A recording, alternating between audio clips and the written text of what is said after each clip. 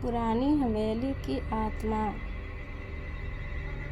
कहानी है एक छोटे से गांव की जिसका नाम था श्यामनगर। इस गांव में एक बहुत ही पुरानी और बड़ी हवेली थी जिसे लोग श्याम हवेली के नाम से जानते थे। हवेली की खूबसूरती के पीछे एक भयानक रहस्य था। लोग कहते थे कि वहाँ एक आत्मा का वास था। कहा जाता था कि जब भी किसी ने हवेली में रात बिताने की कोशिश की उसने अपनी जिंदगी खो दी या पागल हो गए। गांव वालों का मानना था कि श्याम हवेली में एक पुरानी रानी की आत्मा भटकती है जिसने उस जगह पर किसी अनजान कारण से अपनी जान दे दी थी। इस रहस्य ने सभी को डरा रखा था और कोई भी वहां जाने की हिम्मत नहीं करता था। एक दिन गांव में एक नवयुवक आया जिसका नाम रवि था। रवि ने पुरानी कहानियां और अफवाहों को कभी गंभीरता से नहीं लिया। जब उसने श्याम हवेली के बारे में सुना तो उसने सोचा कि यह सब झूठ है और उसने निर्णय लिया कि वह उस हवेली में एक रात बिताकर गांव वालों को साबित करेगा कि यह सब कहानियां हैं। गांव के बुजुर्गों ने उसे समझाने की कोशिश की लेकिन रवि ने उनकी बातों को नज़रअंदाज कर दिया। एक शाम रवि अपने कुछ ज़रूरी सामान लेकर हवेली के लिए निकल पड़ा। हवेली बहुत ही पुरानी और खंडहर जैसी दिख रही थी जहां जाकर किसी की भी रूह कांप उठे। रात का समय हो गया और हवेली में गहरी चुप्पी छा गई। रवि ने एक कमरे में अपना बिस्तर लगाया और अपनी टॉर्च जलाकर चारों ओर देखने लगा। हवेली के अंदर कीमती चित्र, टूटे फूटे फर्नीचर और धूल भरी किताबें थी।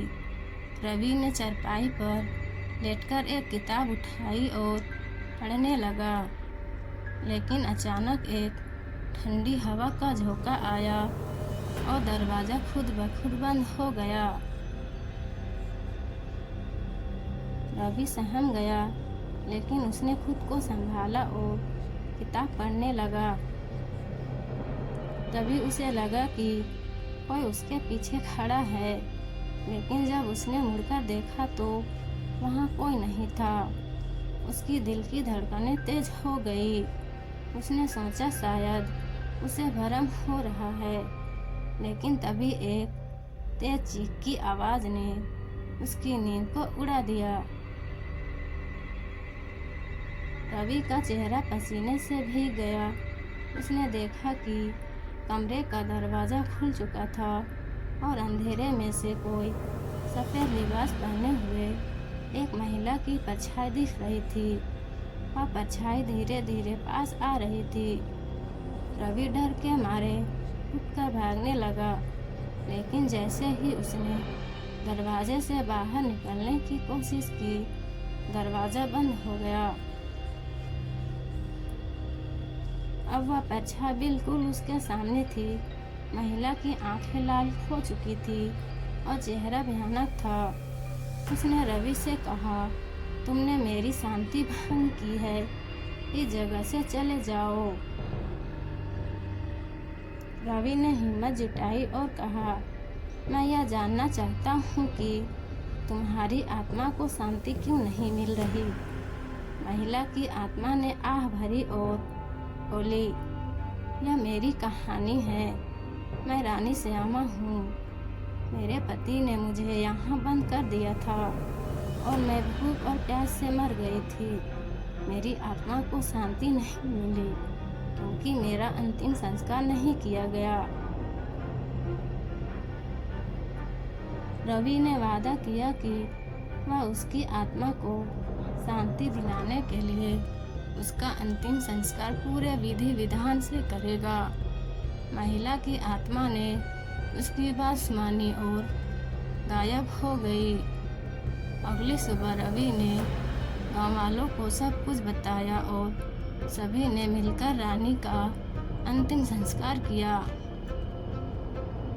उस रात के बाद कोई भी भूतिया घटना नहीं घटी और हवेली अब एक शांतिपूर्ण जगह बन गई।